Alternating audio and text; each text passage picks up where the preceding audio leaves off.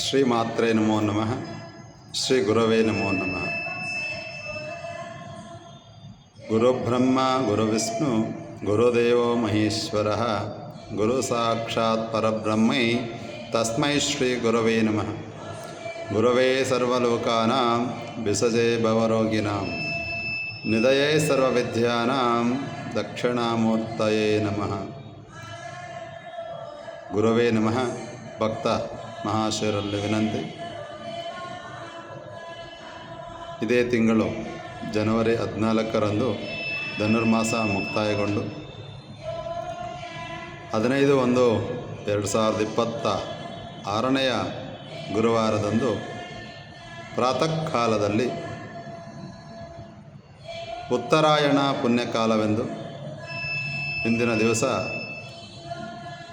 ಧನುರಾಶಿಯಿಂದ ಸೂರ್ಯನು ಮಕರ ರಾಶಿಗೆ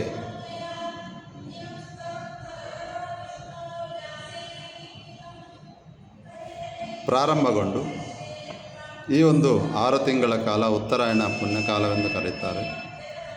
ಈ ಒಂದು ಮಕರ ಸಂಕ್ರಾಂತಿ ಹಬ್ಬವನ್ನು ಅಂದರೆ ಗುರುವಾರ 15ನೇ ತಾರೀಕು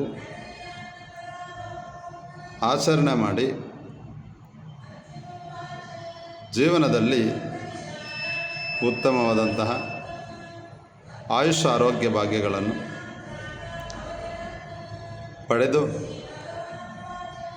ಪೀಡಾ ಪರಿಹಾರಗಳಿಗೋಸ್ಕರ ತಿಲದಾನವನ್ನು ಮಾಡುವುದರಿಂದ ಈ ಒಂದು ಸಂಕ್ರಾಂತಿಯ ಸುಗ್ಗಿಯ ಆಚರಣೆ ಮಾಡಿ ಭಗವತ್ ಭಕ್ತರು ಈ ಹಬ್ಬದಿಂದ